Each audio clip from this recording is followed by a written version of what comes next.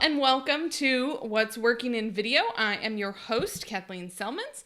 My company is called Amplified Now, and we help experts get out of their own way in terms of content marketing. We do content marketing with the focus on video first, but we repurpose it 6 ways to Sunday so that people who have the problem that your business solves get access to the answer when the problem comes up in their lives. And today, I have Lyn with me. Lyn, could you introduce yourself and your company? Yeah, my name's Lyn Smith. I'm referred to as the Queen of Hearts in my industry, and my business is Hearts Entwined because I'm a love, dating, and relationship coach. That's awesome. So tell me about how you use video in your business.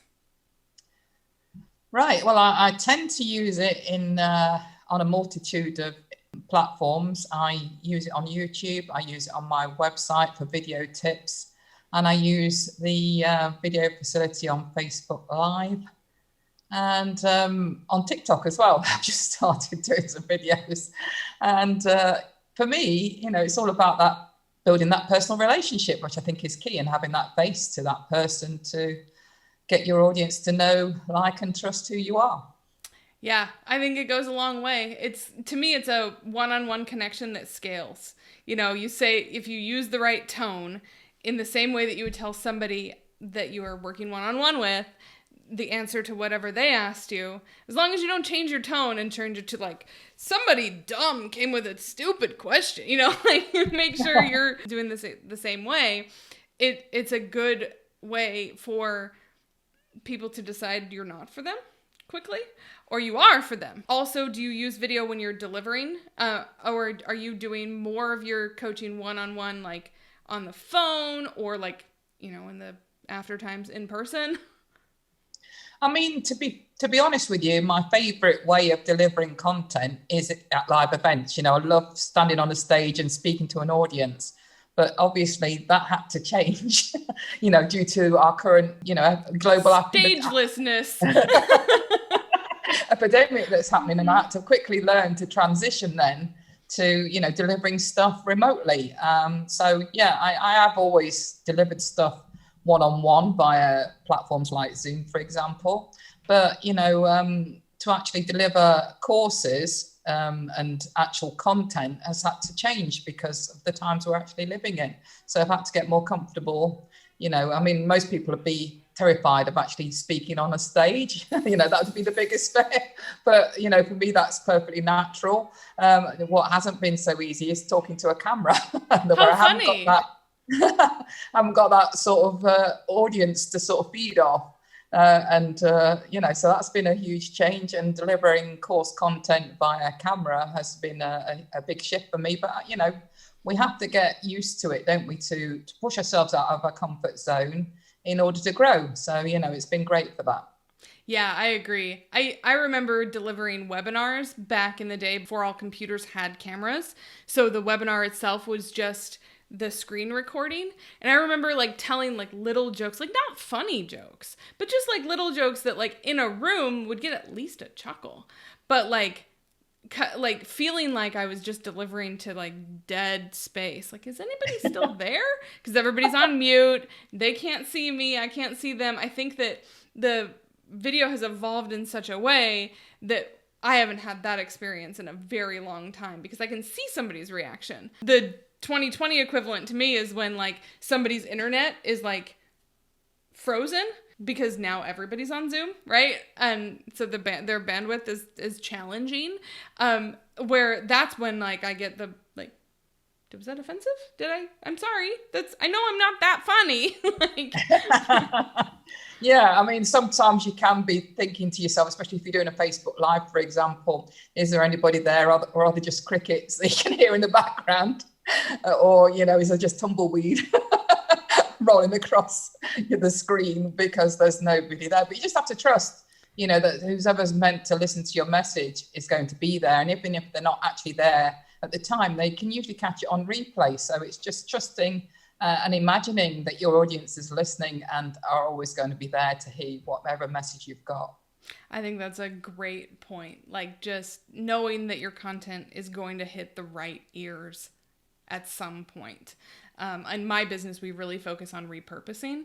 And so when Yes. clients work with us, we usually leave the lives to practice rounds, because what's nice is like a polished video where, and I work with a lot of speakers, but they also really they're very articulate. They do a great job. You know, you have a lot of experience like getting on a stage and not having stage fright.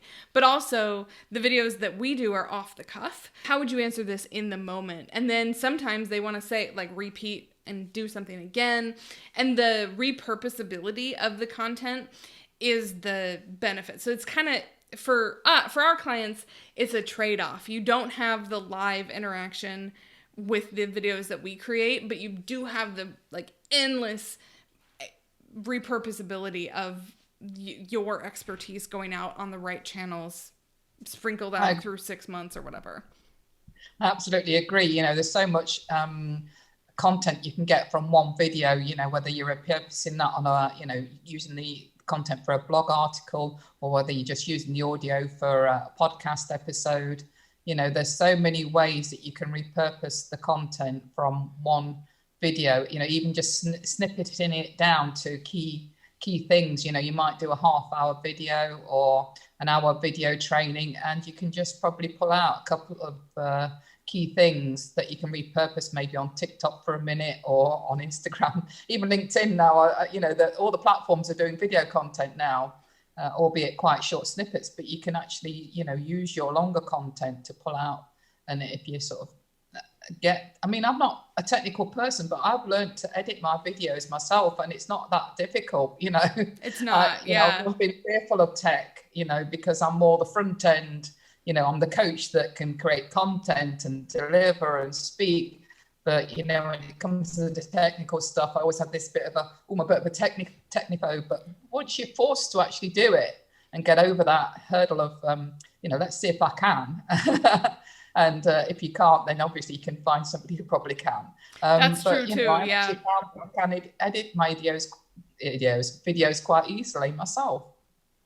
Yeah. I think the tech is amazing right now. I use Final Cut. What do you use?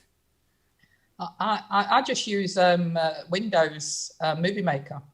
Great. I've heard that's actually higher quality than iMovie. And Final Cut is like, it's a one-time fee. It used to be, my husband went to film school, so he comes in and sees me using Final Cut, and he's like, man, you know, back in my day, that cost thousands of dollars. And it's, you know, it's like $2.99 or something now. And it's got a lot of good support, and you can Google everything you need.